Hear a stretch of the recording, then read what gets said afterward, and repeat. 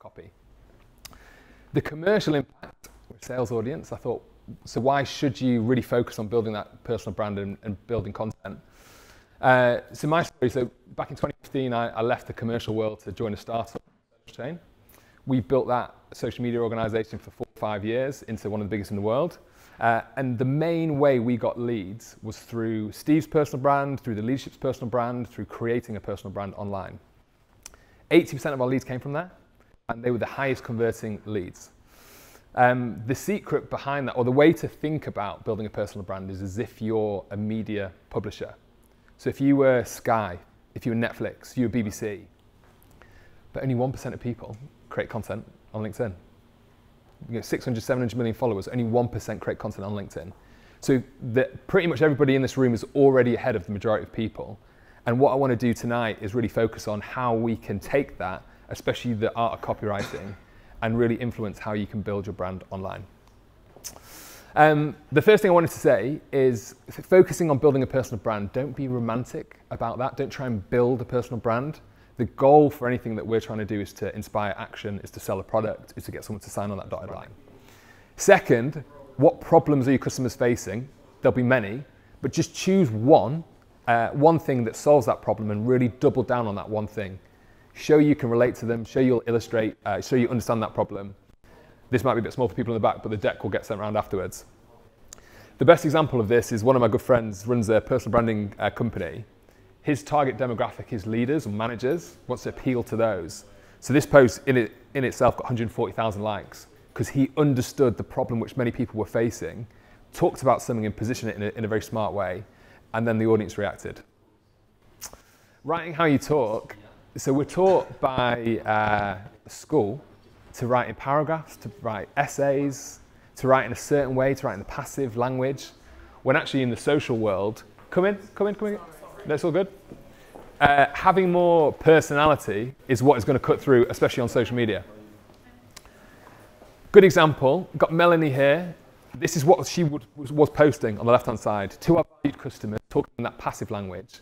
On the right-hand side is definitely where you need to be. Talk to them, use pictures. She's talking about a dog proofreading the content. Much more human, much more engaging.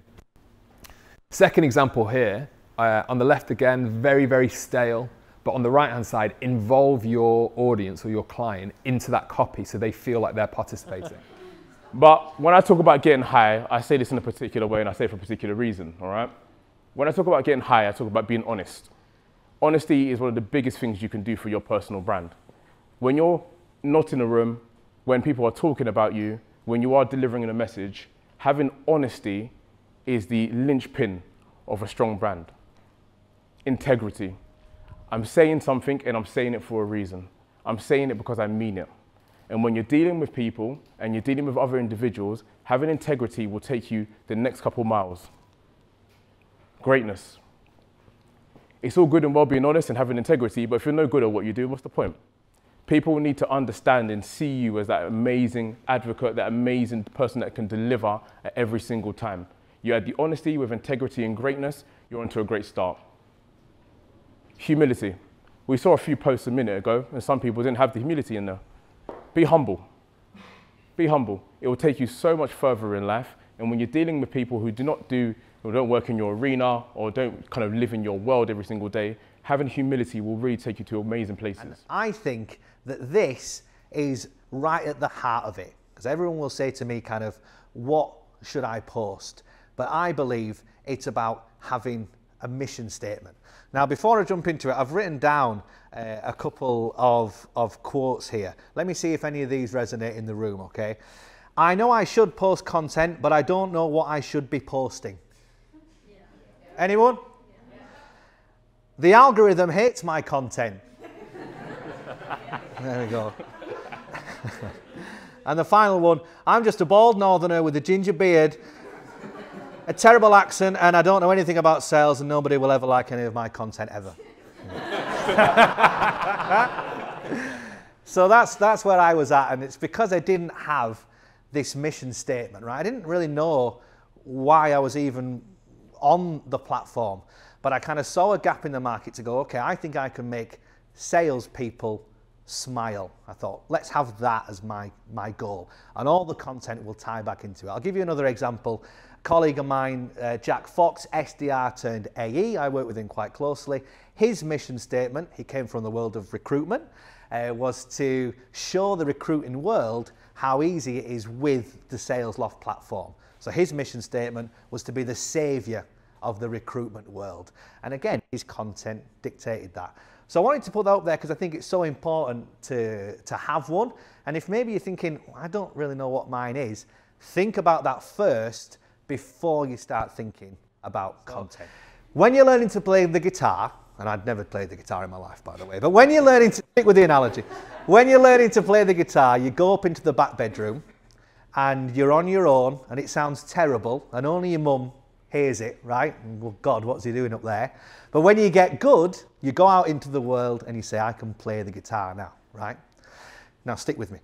With content creation, you have to practice in front of everybody. Everyone has to hear you getting it wrong. There's no, I'm going to hide away and wait till this is really good.